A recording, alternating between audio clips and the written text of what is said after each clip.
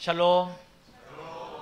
자, 이렇게 예배에 또 풍성하게 자리들을 많이 채워주셔서 너무 감사합니다. 앞에서 예배를 인도하면서 이렇게 또 밝은 성도들의 얼굴의 모습도 볼 때, 그리고 또 어떨 때는 또 무겁고 힘든 한 주간을 또 이렇게 살아내시면서 이 자리에 오셨을 때 여러 가지 많은 생각들과 마음이 듭니다. 그래도 우리가 변하지 않는 것은 어떠한 상황, 어떤 환경이 있든지 간에 가장 중요한 것은 하나님의 말씀이 우리 모든 상황을 포함하시고 안아주신다는 사실입니다. 아멘이십니까? 네. 오늘 말씀의 제목은 복 있는 사람입니다. 시편 1편에 있는 첫 단어를 따서 복 있는 사람으로 정했는데요. 여러분, 한국 사람들만큼 복을 좋아하는 민족이 좀 드문 것 같아요. 우리 언어 습관에 이 복이라는 단어가 얼마나 많이 사용되는지 참 재미있습니다.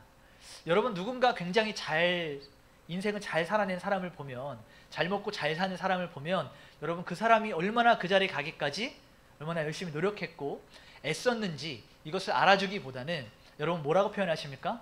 저 사람은 무슨 복을 받아서. 네. 또 성공한 자녀들을 보면 저 사람은 참 자식 복이 있어서. 또 어떤 사람은요, 주변에 좋은 사람들이 많이 이렇게 모여들 때 그 사람이 좋은 관계들을 유지하기 위해서 얼마나 애쓰고 수고하고 섬겼는지를 생각하지 않고 인복이 많아서라고 이야기해요. 여러분, 한 달만 지나면 벌써 새해가 다가오죠. 여러분, 새해 인사 어떻게 하시죠?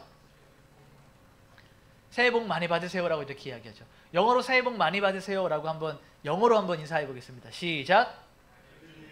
자, 해피 뉴 이어에 복이 없는데도 우리는 이것을 복 많이 받으세요라고 이렇게 이야기하죠. 그러니까 한국 사람들이 얼마나 복을 좋아하는 민족인지 모르겠습니다. 근데 오늘 우리가 이 시편 1편의 말씀을 통해서 복에 대해서 많이 이야기하고 있는데요. 하나님이 말씀을 통해서 우리에게 주시는 복과 우리가 추구하고 얻기 원했던 복이 어떠한 차이가 있는지를 좀 같이 살펴보고, 사람들이 말하는 복이 아니라 하나님이 말씀하시는 복 있는 사람, 하나님이 인정하시는 복 있는 사람이 되시기를 간절히 소망합니다. 오늘 본문은 우리 인생들에게 하나님의 길과 악인의 길을 대조적으로 보여주고 있습니다. 어떠한 길이 복 있는 사람의 길인가를 성경은 말하고 있는데요. 자, 한글 성경은 뭐라고 이야기하죠? 복 있는 사람은 이라고 이렇게 시작을 합니다. 그런데 이 본문 말씀을 히브리어적으로 원래 쓰였던 원문으로 해석을 하면 이렇게 해석을 할 수가 있어요. 이 사람은 얼마나 복이 있는가. 그러니까 우리의 생각과 좀 다르죠. 우리는 복 있는 사람에 대한 설명을 하기 위해서 이렇게 번역이 되어 있지만, 히브리어 성경을 보게 되면 이 사람은 얼마나 복 있는 사람인가 라고 감탄하는 이런 선포로 말씀이 시작이 됩니다. 우리 1절과 2절 말씀을 다시 같이 읽어보도록 하겠습니다. 시작.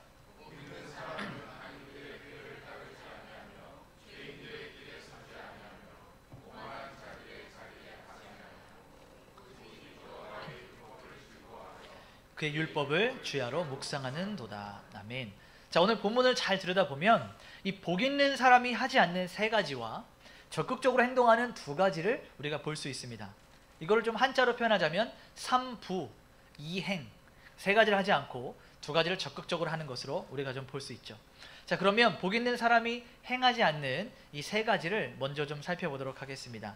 자, 첫 번째는 악인의 꾀를 따르지 않는 것입니다. 여러분, 여기서 말하는 악인이란 불경건하게 살아가는 모든 사람들을 가리키는 총칭입니다. 그러니까 다시 말하면 하나님의 율법과 하나님의 말씀과 그 정신을 거스르는 자, 하나님의 말씀 밖에 있는 자들을 가리켜서 악인이라고 하는 거예요. 여러분, 세상에서 말하는 악인은 어떠한 사람들이죠? 세상이 말할 때 저 사람 참 악해, 악인이야 라고 말할 때는 어떻게 우리가 좀 규정을 할 수 있습니까? 법을 어기거나 도덕적이고 윤리적인 것들을 범했을 때 우리는 악인이라고 표현을 합니다. 그런데 성경적 관점으로 우리가 좀 접근을 하면 악인은 어떤 사람이에요? 하나님 말씀에서 벗어난 사람이에요. 자, 여러분 주변에 하나님을 믿지 않는데 굉장히 성실하고 착하고 바르게 살아가는 사람들을 볼 수 있을 거예요. 어쩌면 우리보다 더 정직하고 더 바르게 살아가는 사람들이 있어요. 하나님을 안 믿음에도 불구하고. 그러나 성경은 그러한 사람들을 가리켜서 뭐라고 이야기합니까? 악인이라고 이야기해요. 우리가 동의하지 않던 그건 우리가 선택할 일이 아닙니다. 성경이 말하고 있기를 하나님 말씀에서 벗어난 자들을 악인이다 라고 말해요. 자, 그런데 여기에 등장하는 이 악인이 한 가지 특징을 가지고 있습니다. 무엇이냐면 이 악인은 뭐하고 있어요? 꾀를 내고 있다. 여기서 말하는 이 꾀는 모략, 계략이라고도 해석이 가능합니다. 다시 말하면 이 악인은 자기 자신의 유익과 자기 자신의 만족을 위해서 꾀를 내는, 계략을 세우는, 모략을 세우고 살아가는 사람들을 가리켜서 악인의 꾀라고 하는 것입니다. 근데 오늘 복 있는 사람은 어때요? 이러한 악인의 꾀를 따르지 않는다라고 말하고 있습니다. 자, 두 번째로 복 있는 사람이 하지 않는 두 번째는 무엇이냐면 죄인의 길에 서지 않는 것입니다. 자, 여러분, 악인과 죄인의 차이가 무엇일까요?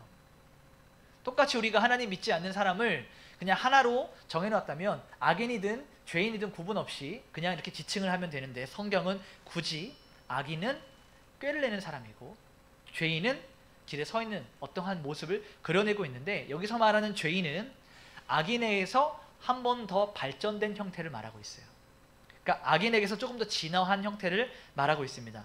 죄인이라고 하는 이 사람은요, 하나님의 말씀과 하나님의 계명을 습관적으로, 의도적으로 범하는 사람이에요. 반복적으로 하나님 말씀이 하고 있는 것을 거스르면서 이것을 밀쳐내는 사람을 죄인이라고 말하고 있습니다. 그런데 1절을 잘 보니까요, 이 죄인이 어떠한 한 길을 차지하고 있는 것처럼 보여져요. 죄인의 길에 서지 않는 사람을 복 있는 사람이라고 말하는데, 죄인을 보니까 이 길 한가운데를 차지하고 있는 것처럼 보여집니다. 복 있는 사람은 어떠한 사람이에요? 죄인의 길에 서지 않는 사람을 복 있는 사람이라고 말하고 있습니다. 자, 그러면 세 번째로 이 복 있는 사람이 하지 않는 것은 무엇입니까? 오만한 자의 자리에 앉지 않는 것이라고 성경은 말하고 있죠. 자, 이 오만한 자는 그럼 죄인과 악인과 또 어떠한 다른 점이 있길래 이 시편 1편의 기자였던 다윗은 죄인과 악인과 오만한 자를 구분하여서 설명하였는가? 이 오만한 자는 악과 죄가 장성하여서 완성형의 상태를 가리켜서 말하고 있는 겁니다. 그러니까 지금까지 악인은 뭐였어요? 하나님 말씀에 벗어난 자, 하나님 말씀을 따르지 않는 자였는데, 죄인은 어떤 거예요? 조금 더 진화한 형태죠. 의도적으로, 습관적으로 죄를 범하는 사람을 이 악인이라고, 죄인이라고 이렇게 표현하고 있어요. 그 다음에 이 오만한 자는 더 나아가서 하나님을 조롱하는 자, 우리식 표현으로 하면 신성을 모독하는 자들이 이 오만한 자라고 성경은 말하고 있는 것입니다. 근데 이 복 있는 사람은 어때요? 이 오만한 자들이 하나님을 조롱하고 조소하고 비난하고 괄시하는 그 자리에 동석하지 않는다, 함께 앉지 않는다라고 말하고 있습니다. 자, 오늘 본문의 1절 말씀을 다시 한번 잘 들여다보면 이 악의, 죄의 형태가 점점 진행이 되어져 갈수록 여기에 해당하는 동사가 함께 변하는 것을 여러분 캐치하실 수 있어야 돼요. 자, 악인의 꾀를 따른다라고 할 때는 어떠한 동사가 보여지죠? 걷는, 걷다가 보여지죠. 그 다음에 죄인의 길에 서다, 스탠드 하는 것을 보여주고 있습니다. 마지막 세 번째는 오만한 자의 자리에 함께 앉지 않는 거예요. 여러분, 죄가 발전되어져 갈수록 이 사람의 형태가 걷다가 서다가 앉아있는 모습으로 이렇게 표현이 되죠. 성경에 더 그려지진 않았지만 우리가 이렇게 해석을 할 수가 있어요. 우리가 하나님의 말씀을 떠나서 죄에 깊이 있게 관여하게 될수록 우리의 삶도 걷다가 서다가 앉다가 결국은 눕게 되고 잠들게 되어 파멸하는 자리까지 가게 된다는 것이죠. 악이 장성하게 되는 것에 따라서. 자, 그렇다면 오늘 이 복 있는 사람과 악인의 길을 대조하면서 오늘 말씀이 계속해서 그려져 가고 있는데요, 이 복 있는 사람이 하지 않았던 세 가지를 다루었다면, 그러면 이 복 있는 사람이 적극적으로 행했던 두 가지는 무엇인지 같이 살펴보도록 하겠습니다. 복 있는 사람이 적극적으로 행했던 두 가지 중에 첫 번째는 하나님의 말씀, 하나님의 율법을 즐거워하는 자예요. 자, 오늘 이 자리에도 샬롬 아카데미를 공부하신 분들이 많이 계시는데, 자, 그 일문일답에 나오는 사람의 제일 되는 목적이 뭐죠? 하나님을 영화롭게 하고 영원토록 그를 즐거워하는 거예요. 여기 오늘 시편 1편에도 하나님의 율법을 즐거워하는 것이 복 있는 사람이 적극적으로 행하는 첫 번째 태도라는 겁니다. 자, 그런데 2절 말씀을 보니까요, 자, 2절에 어떠한 단어로 이 말씀이 시작이 돼요. 자, 뭐라고 돼 있죠? 2절에 오직이라는 단어가 있어요. 자, 앞에서 이 복 있는 사람이 하지 않는 것을 이야기하면서 오직이라고 하는 이 단어가 탁 나오게 되면 뭔가 좀 어색합니다. 근데 이 원래 원어적 의미와 또 영어 번역에도 보게 되면 but이라고 하는 단어가 사용되어 있어요. 그러니까 우리가 이것을 어떻게 해석할 수 있죠? 복 있는 사람이 하지 않는 세 가지를 이야기한 다음에 그러나 복 있는 사람들은 오히려 이런 것들보다 복 있는 사람들은 하고 상황을 국면을 전환시키는 그러한 표현이 담겨 있는 겁니다. 지금까지 악인과 죄인과 오만한 자가 해왔던 삶과는 다르게 이 복 있는 사람은 하나님의 율법을 즐거워하는 자예요. 여러분 ESV라고 하는 영어 성경에는 하나님의 율법을 즐거워한다라고 하는 이 표현을 그의 기쁨이 말씀 안에 있다, 그의 즐거움이 하나님의 율법 안에 있다라고 번역을 해서 설명을 하고 있습니다. 저는 오늘 여러분에게 한 가지 질문을 하고 싶어요. 저에게 대답하실 필요는 없지만 여러분 마음으로 한번 대답을 해보십시오. 여러분의 기쁨은 어디 있습니까? 여러분 무엇을 하실 때 여러분의 심령이 기뻐하십니까? 여러분의 행복은 어디에서부터 찾을 수 있습니까? 여러분의 행복이 오늘 오후에 있는 음식 바자회 김밥에 있습니까? 여러분의 행복이 막 구워지는 김말이 튀김에 있습니까? 맛있는 것을 먹을 때? 아니면 여러분이 그토록 오래도록 바랬던 여행지를 갔을 때 여러분의 기쁨과 행복을 거기에서만 발견하실 수 있습니까? 오늘 성경은 복 있는 사람은 하나님의 말씀, 하나님의 율법 안에 그 기쁨이 있다라고 말하고 있는 겁니다. 둘째로 복 있는 사람이 적극적으로 행하는 두 번째는 무엇이냐면 하나님의 율법을 주야로 묵상하는 자예요. 여러분 묵상하시죠? 아무도 안 하시는데 묵상하셔야 됩니다. 자, 여러분 묵상하시죠? 매일 성경 큐티도 하시고 유튜브에서 올려드리는 새벽 예배 말씀을 통해서 하루를 시작하시는 분들도 많이 계시는 걸로 알고 있습니다. 그런데 오늘 여기서 말하는 하나님의 율법을 주야로 묵상하다의 이 묵상은요, 히브리어로 하가라고 하는 단어인데 이것은 읊조리다, 말로 조용하게 읊다라는 의미를 가지고 있어요. 그러니까 여러분이 어떤 큐티책을 보고 적는 이것이 묵상이 아니고 묵상의 본래적 의미가 무엇이냐면 신명기 17장 하나님께서 왕이 되면 반드시 행해야 되는 것들이 있는데 하나님의 말씀을 묵상하는 것, 입술에 하나님의 말씀을 붙이는 거예요. 이게 묵상의 본래적 의미입니다.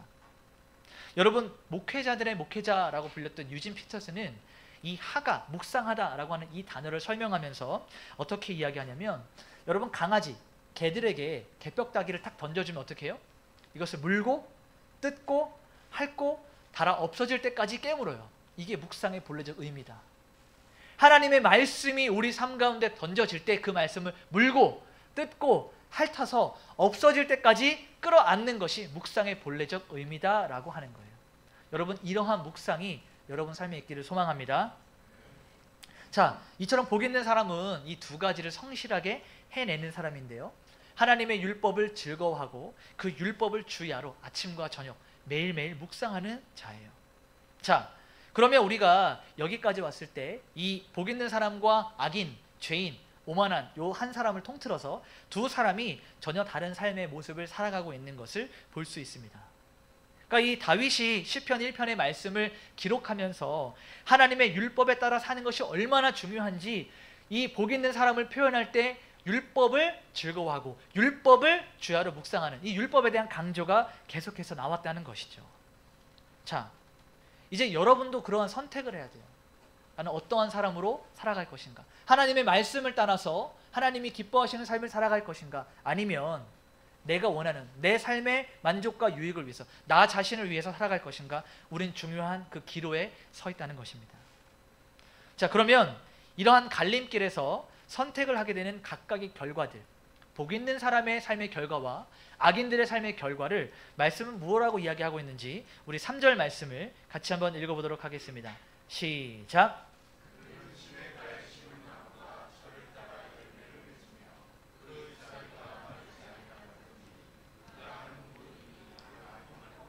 아멘. 먼저 시편의 기자는요, 하나님의 율법을 즐거워하고 그 율법을 주야로 묵상하는 자를 무엇에 비유하는데 무엇에 비유하고 있습니까? 나무에 비유하고 있죠. 나무의 특징이 무엇이죠? 우리가 나무를 생각하면 여러 가지 많은 특징들이 있지만 나무가 가지고 있는 가장 상징적인 이미지가 무엇이냐면 뿌리를 깊게 내려서 견고하게 버티고 서 있는 것을 상징하고 있어요. 저 사람 나무와 같다라고 우리가 표현할 때 그 사람 늘 그 자리에서 언제나 견고하게 항상 있는 든든한 버팀목이 되는 그러한 이미지를 그려내고 있습니다. 근데 이 나무가 어디에 심겨져 있는지 말씀을 한번 봐보세요. 나무가 어디에 심겨져 있습니까? 시냇가에 심겨져 있죠. 여러분, 이 성경 말씀의 배경이었던 이 팔레스타인의 기후와 여러 가지 상황과 환경을 살펴봤을 때 시내가 적어요.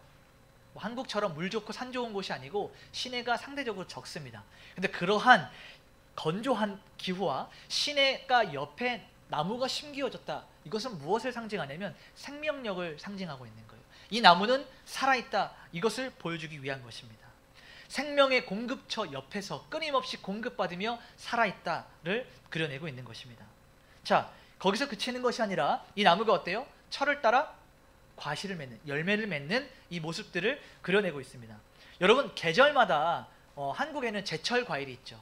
나무가 제철의 시기에 맞춰서 이 과일을 먹는 것이 얼마나 먹는 사람들로서 복이고 기쁨인지 모릅니다. 근데 나무 자체도 이 나무가 계절에 따라 자기가 맺어져야 되는 열매들을 맺는 것이 얼마나 큰 은혜고 복인지 몰라요. 이것은 우리 인생에 적용해 보았을 때 여러분이 열심히 노력하고 애썼는데 그 때에 맞게 결실을 맺는 것, 결실을 보는 것을 상징적으로 표현하고 있는 겁니다. 여러분 한번 생각해 보십시오. 열심히 수고하고 열심히 여러분이 애써서 뭔가를 이루어서 결실을 이루어야 되는데 결실이 없어요. 3년간, 5년간, 10년간 내가 열심히 노력하고 수고했는데 아무런 결실이 없어요. 얼마나 허망하고 우리 마음이 낙심되겠습니까? 근데 복 있는 사람은, 하나님의 말씀을 기뻐하고 주야로 묵상하는 그러한 사람은 시냇가에 심기운 나무가 철을 따라 열매를 맺듯이 우리 삶에도 이런 결실들을 하나님께서 주신다는 얘기예요. 이러한 복이 여러분의 있기를 소망합니다. 한 가지 조건이 있어요. 뭐예요? 시냇가에 심기워져야 돼요. 자, 그런데 여기서 그치지 않습니다. 그 나무 잎이 마르지 않는 축복까지 얻게 돼요. 여러분 한번 여러분의 상상력을 동원해서 이 앞에 작은 화분이 있다고 한번 생각해 보십시오. 푸르른 잎사귀들이 있는데요. 제가 이거 하나를 떼서 여러분에게 이렇게 들고 있어요. 제가 손에 들고 있는 이 잎사귀와 화분에 있는 잎사귀가 다를 것이 전혀 없어 보입니다. 똑같이 푸르르고 똑같이 나무 잎사귀고 전혀 다른 것이 하나도 없어 보여요. 그런데 하루가 지나고 열흘이 지나고 일주일 그리고 2주, 한 달이 지나고 나면 제 손에 들렸던 이 떼었던 잎사귀와 화분에 붙어있던 잎사귀의 차이가 확연하게 보입니다. 하나는 말라서 죽게 되고 하나는 계속해서 푸르르게 생명력을 유지하고 있습니다. 무슨 말이냐면요, 우리가 하나님 말씀을 즐거워하고 그 말씀을 묵상하며 시냇가에 심기어진 나무가 되면, 하나님께 붙들린 바가 되면 죽지 않는다는 거예요. 생명력을 계속해서 유지하고 있다는 얘기예요. 떼어낸 이 잎사귀는 이따가도 설명을 드리겠지만 악인, 죄인, 오만한 자의 삶을 그려내고 있는 것입니다. 여러분, 거기서 또 그치는 것이 아니고 하나님이 우리에게 주시는 복이 얼마나 풍성한지 이 사람은 모든 일에 있어서 형통할 것이다 라고 이야기하고 있어요. 여러분, 형통하다 라고 하면 무슨 단어가 떠오르십니까? 만사형통이 떠오르시죠? 모든 일이 다 잘 되는, 형통의 본래적 의미가 석세스라고 잘 되는 의미가 있어요. 그런데 성경이 말하고 있는 형통의 본질적 의미는 창세기 39장 2절에서 3절 말씀을 통해서 한 번 더 확인할 수가 있는데요. 우리 같이 한번 창세기 39장 2절과 3절을 읽어보도록 하겠습니다. 시작.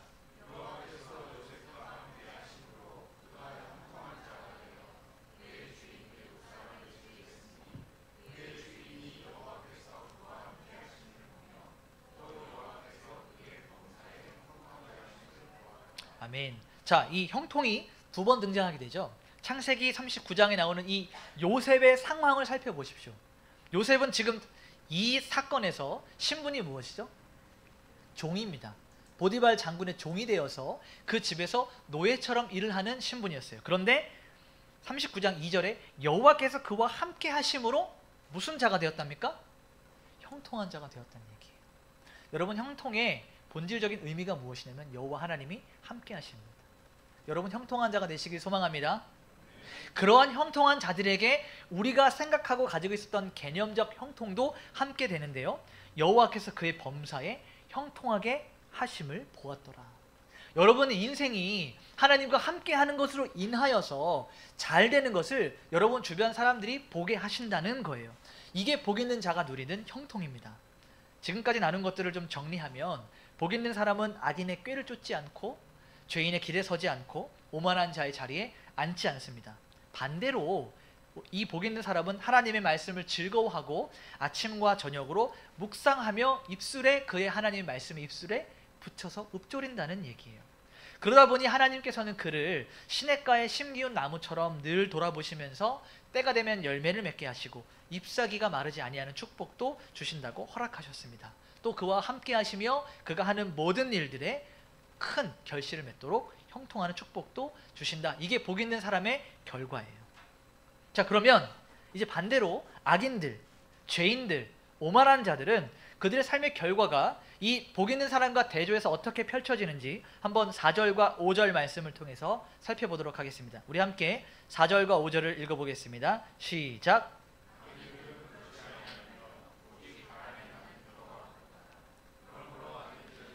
견디지 못하며 죄인들이 의인들의 모임에 들지 못하리로다. 아멘. 자, 먼저 악인들은 어떻게 표현되어 있어요? 그렇지 아니하며. 여기서 그렇지 않다라고 하는 이 말의 의미는 뭐예요?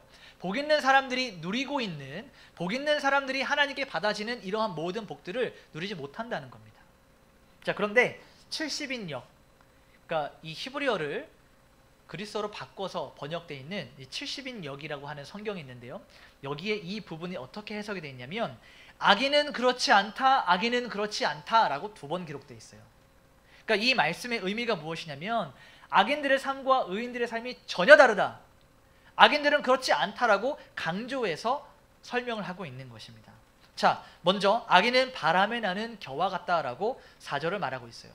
여러분, 여기서 말하는 겨는 쭉정입니다.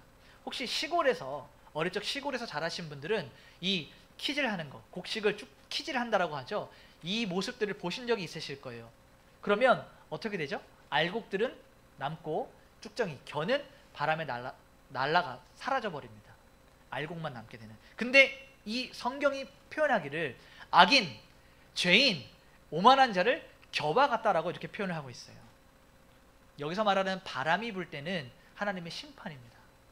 하나님의 심판이 임할 때 하나님을 믿는 사람들, 말씀 안에 있었던 사람들은 알곡과 같이 남아있고, 하나님을 떠나 자기 자신을 위해서 하나님을 조롱하고 살았던 사람들은 겨와 같이 흔적도 없이 사라져 버릴 것이다 라고 하는 것이죠. 자, 그런데 왜 다윗은 악인을 이 겨로 비유했을까요? 왜 쭉정이로 비유했을까요?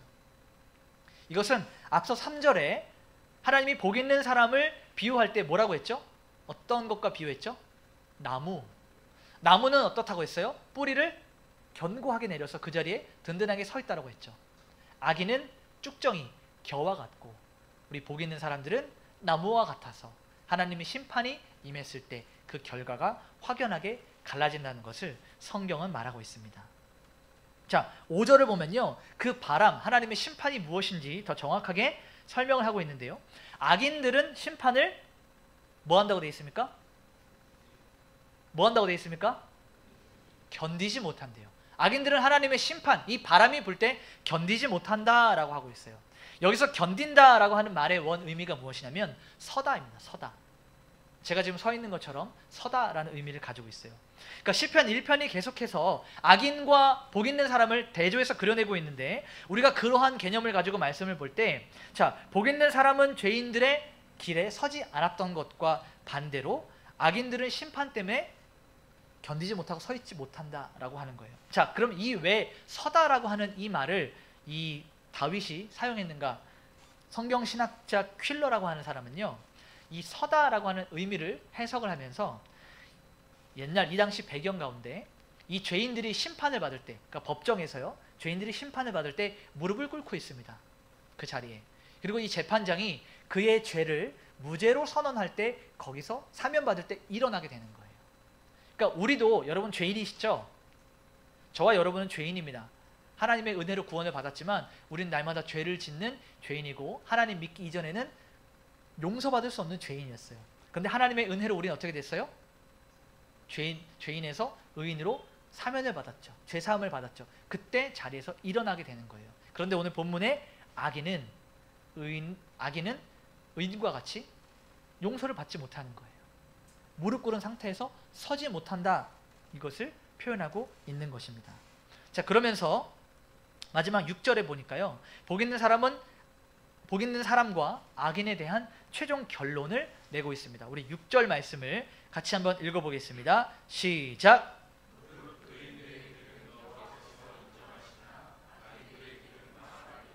의인들, 복 있는 사람들은 하나님께 인정받는 길을 걷게 됩니다. 여기서 인정이라고 하는 단어는요, 히브리어로 야다라는 단어인데요, 알다라는 거예요. 알다.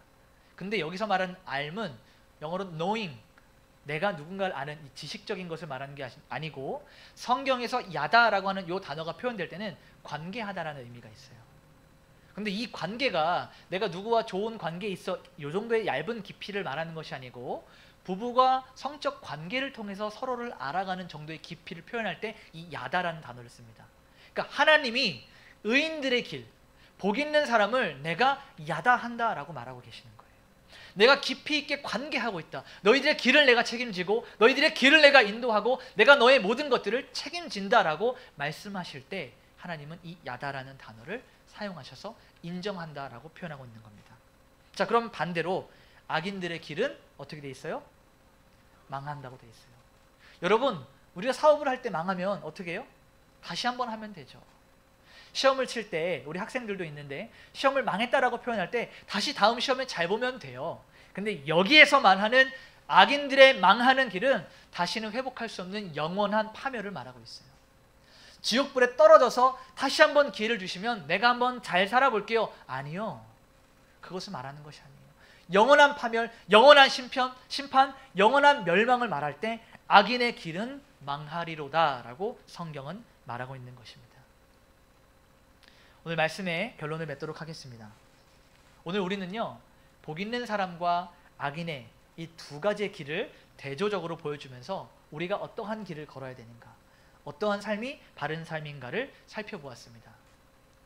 여러분, 세상은 오늘도 우리에게 빠른 삶을 강조해요. 빠르게. 그러나 성경은 오늘 우리에게 바른 삶을 이야기하고 있습니다. 이것이 얼마나 큰 은혜고 큰 복인지 모르겠어요. 빠름을 강조하는 시대에 바름을 걸어가라고, 바른 삶을 살아가라고 성경은 우리에게 요구하고 있습니다. 두 사람이 등장합니다. 복 있는 사람과 악인이 등장해서 갈림길에 놓여져 있어요. 어느 길을 걸어갈 것인가? 자신의 꾀, 자신의 능력, 자신의 경험, 자신의 지식을 이용해서 자신을 위하여 살아가는 악인의 길을 갈 것이냐, 아니면 하나님의 말씀, 하나님의 율법을 즐거워하고 주야를 묵상하며 그의 길을 걸어갈 것인가? 때때로 우리는 이 악인들이 걸어가는 길이 좋아 보일 때가 있어요. 많은 사람들이 걷고요, 많은 것들을 누리는 것처럼 보여지고요, 우리 지지난주에 나눴던 것처럼 하나님께 배신당한 것처럼, 하나님 믿지 않아도 여전히 잘 사는 사람들을 보며 배가 아프고, 나는 열심히 하나님 믿고 살아가는데 망한 것 같은 인생을 살아가는 이러한 감정들을 느낄 때가 있습니다. 그러나 이 길을 끝까지 걸었을 때 그 결과가 영원한 파멸과 영원한 생명이 있다는 것을 우리는 기억하고 걸어야 된다는 사실입니다. 이제 여러분의 차례입니다. 여러분, 어떠한 선택을 하시겠습니까? 어떠한 길을 걸어가시겠습니까? 여러분의 자녀에게 어떠한 길을 걸어가라고 말씀하고 어떠한 길을 걸어가며 그 뒷모습을 보여주시겠습니까? 이제 우리가 선택해야 될 차례입니다. 여호와의 길을 걷는 사람이, 여호와의 길에서 멀어지지 않는 사람이, 여호와로 인하여 만족하는 사람이 참된 복 있는 사람임을 믿으시길 소망합니다. 이 시간 같이 한번 기도하겠습니다.